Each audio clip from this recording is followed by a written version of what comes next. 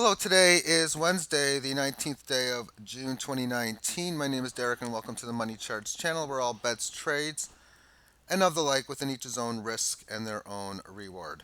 After all, risk reward management. Everyone always says, this is your own risk to do this. So, yeah, but equate the risk, equate the reward. What's the value? Because the riskier something is, the more rewardier something is. Is rewardier a word? Well, if riskier is a word, it kind of should be, maybe. I don't know.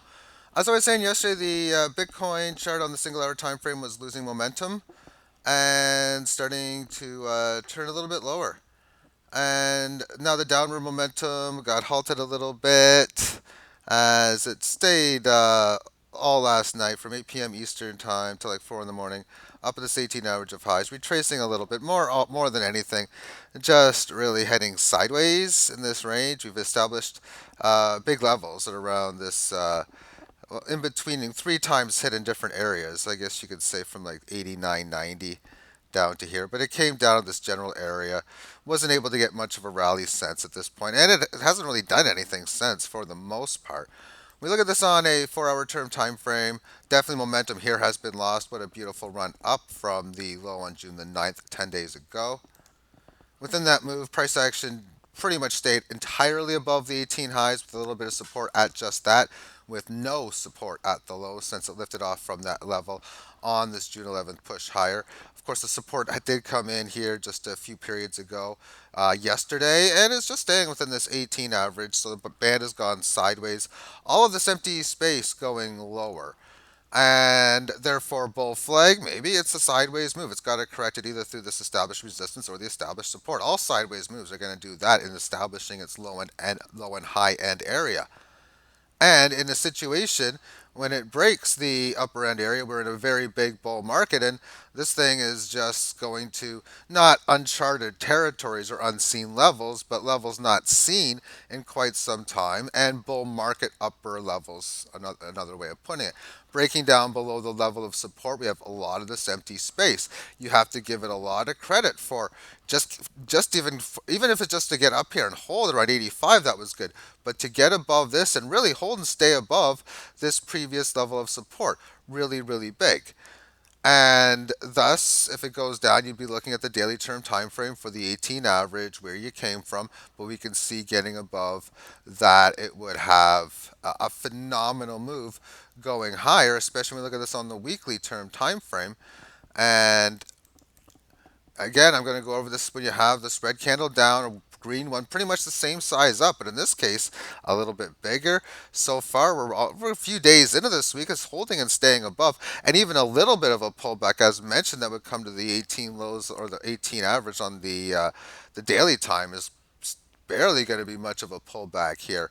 But at any time, of course, this is basically ready to go. It's been such a spectacular run. The fact that it didn't resist here, and even for that matter, it's didn't even stabilize around 72. It's stabilized between 76 and 9,000. Just a fantastic run so far. Buyers are in control. Path of least resistance is obviously higher. Let's move on to Litecoin. And amongst it, we have on its weekly time frame, just like Bitcoin, buyers in full control of the market. Daily chart, this little sideways action, and it's hanging in there. I don't know if it's higher end or whatever you want to call it, but it's holding and staying above this level. And that's what I've said so many times before. Oh, if it can get above here, just hold and stay above it for a few days. And often I'll just even say three or four of them. Well, I got this holding and staying above from this high. Day two, three, four, five. This is the seventh day, a full week of this holding and staying above. Amazingly, not only above, well, above 126. That's the Fibonacci line. And in fact, it's been below it maybe for minutes during this entire run on the date of June 14th, if not seconds or whatever, as it's done a very, very good job as far as how it's holding up on the short-term time frame. A lot of the sideways reaction going into play. Holding right now this 18 average for two periods after this move up, and even this one here we can see on this 8-hour time frame. Three periods just hanging in there, not going down after its move higher, holding, and that's what I'll say. Like, look at this resistance here on the 4 hour timestamp. Hold and stay above that, which I'll just remove this quickly, put a line in, and I know a short term I'm going to see it a lot more clear, but we can see this little line around here. That was the resistance here. That was the support in there. So if I look at this on the single hour time frame, in fact, that's where the support was. I would have put the line even there. Well, I guess that's still where the line is. But it has this move here. It's got to hold and stay above. It goes below it a bit for 3 consecutive periods. And it closes below it on this one.